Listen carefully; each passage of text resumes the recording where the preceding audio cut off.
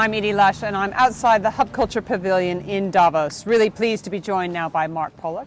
He's an explorer and collaboration catalyst at the Mark Pollock Trust. Now, you sit at the intersection between technology and humanity. Why is that? Well, I think really what I'm interested in exploration, and explorers have, throughout history, have sat at this intersection between human endeavour and technology, in a place where humans and technology collide.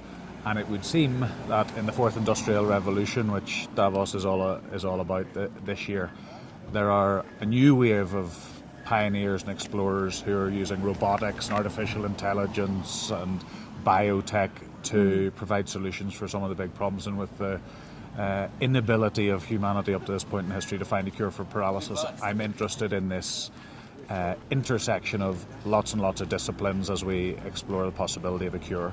So how did you, tell me about a little bit about your own story, and I've been following you on Facebook, checking out the robotic legs. How are you making that happen? So about 5 years ago I fell from a second-story window and I broke my back, but just before that, well, 12 years before that, I'd gone blind. I seem to be an expert in acquiring disabilities. That seems to be my thing. But in the aftermath of blindness, I became an adventure athlete, racing in deserts, mountains, oceans, and eventually I raced over 43 days to the South Pole. And I was inspired throughout that period by the Shackletons and Amundsens and Scotts, the people who turned the impossible possible through their endeavour.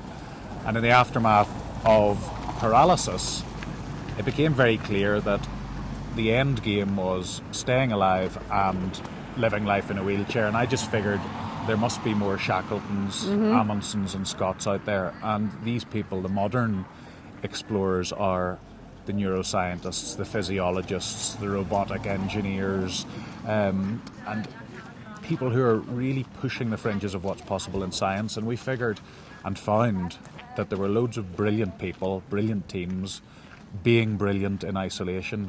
And what we tried to do was bring them together around the cause that they're working on in different areas, and combine physiologists with electrical stimulation of the spine, pharmacology, and of course what I think of as the Trojan horse in the paralysis world, the robotic legs, the imagery of someone being able to get up out of the wheelchair and walk. So we linked up with Exobionics in San Francisco, and I got a set of robotic legs. But it is in fact the cocktail of interventions where we think the excitement is. So what's next? How long do you think it will take to, when you can get out of your chair and go explore the Antarctic with the robotic legs? Yeah, it's going to be a while. But if we look to the future, you know, my robotic legs that I use are carbon fibre and aluminium. They're designed for rehab.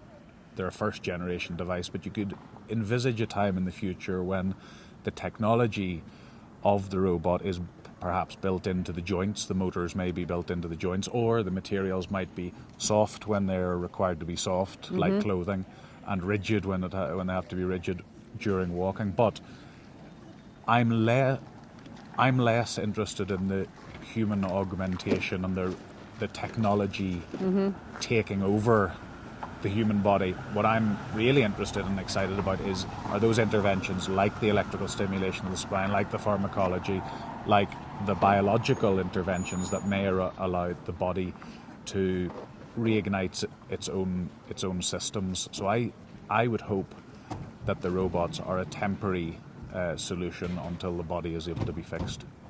Mark, thank you very much for stopping by the Hub Culture Pavilion. I know you're made of strong stuff, but we'll let you get into the warm now. I'm Edie Lush.